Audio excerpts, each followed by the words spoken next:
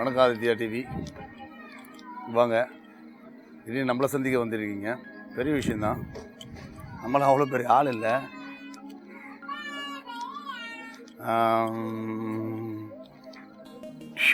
கண்டுபிடிச்சேண்ணா உன்ன.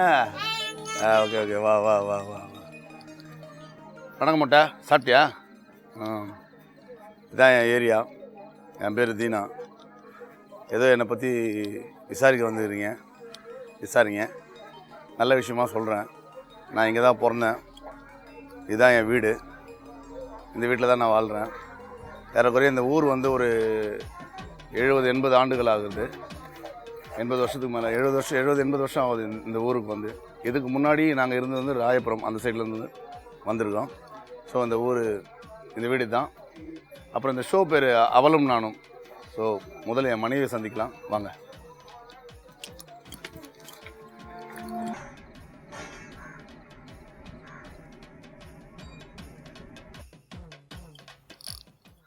வணக்கம். இவங்க தான் என்னுடைய மனைவி. பேர் பிரபா. அவளும் நானும். அவளும் நானும். அவள் தான் நான், நான் தான் அவள். ஸோ எங்களுக்கு கல்யாணம் ஆகி 10 வருஷம் ஆகுது. புரிதல் தான்.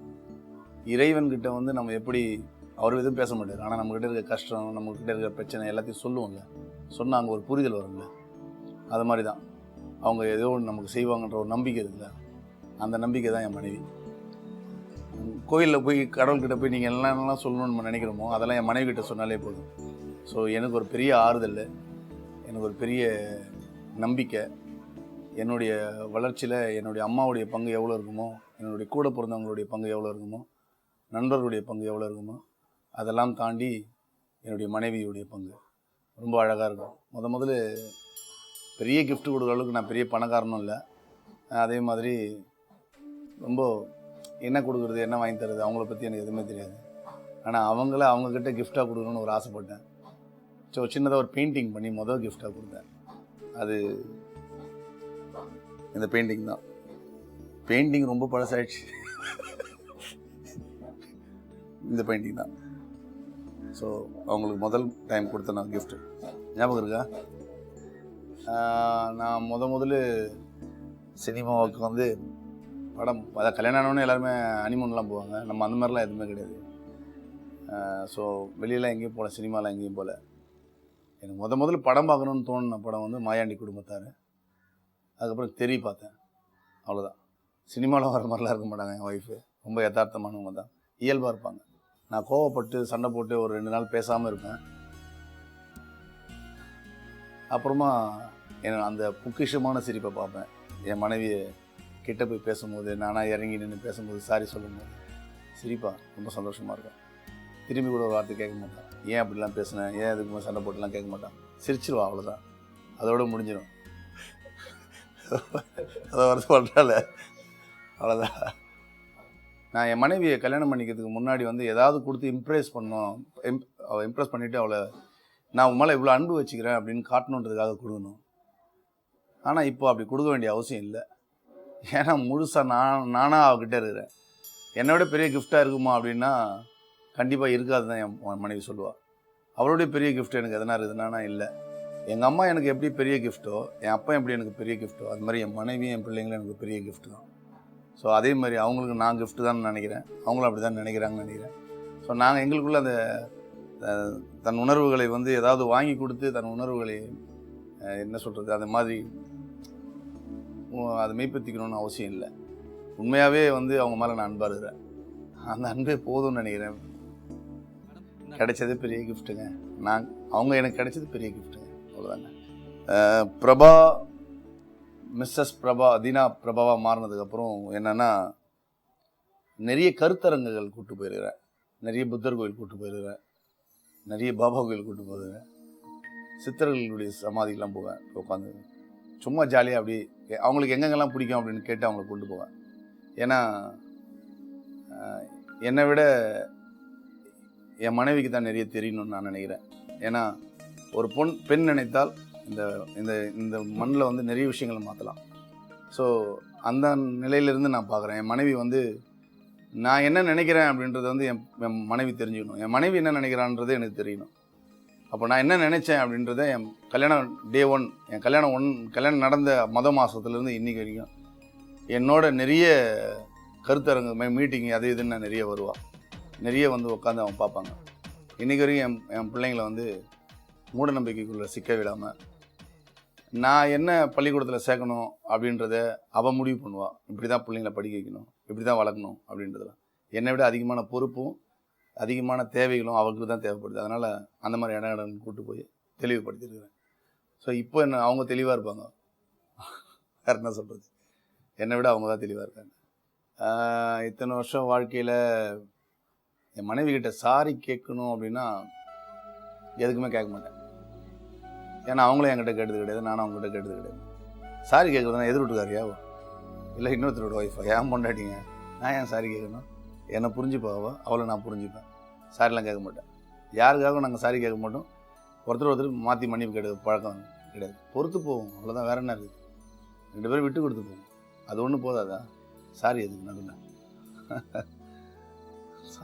தேங்க்ஸா, நன்றி யாருக்கு சொல்கிறது?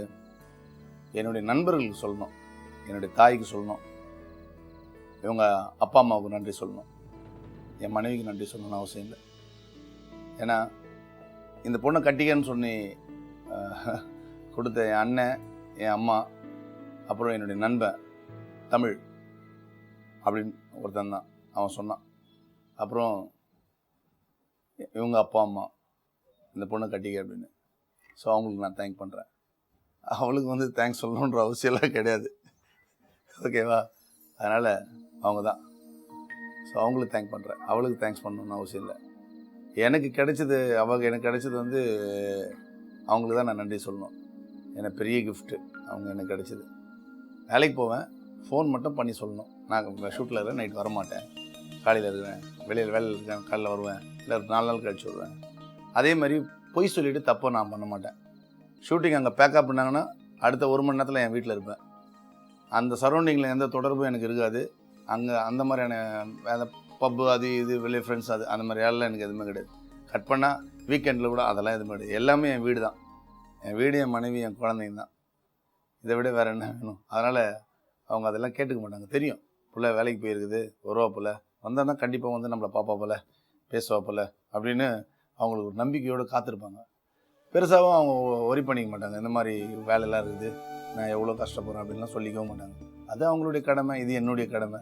இந்த கடமைகள் போன நேரம் மீதி இருக்கிற நேரத்தில் நாங்கள் 2 பேரும் வந்து உட்காந்து சந்தோஷமாக பேசிக்குவோம். நிறைய விஷயம் பேசிகிட்டு இருந்தோம். இப்போது என்னுடைய ஃபேமிலி மெம்பர்ஸ் ஒரு முக்கியமான விஷயத்தை நம்ம காட்டுறோம். அவங்களாம் யாருன்னு சொல்கிறோம். இது செவ்வியன், இது செந்தாரகை, இது தெல்லியன், இது நான், இது என் மனைவி, இது என்னுடைய நண்பன், என் கையில் இருக்க செங்கோலன் கூட சொல்லலாம். செங்கோலன், அவர் பேர் செங்கோலன். பார்க்குறீங்களா? இப்போ இவங்களை எல்லோரும் நேராக இன்ட்ரோ பண்ணுறேன், பாருங்கள்.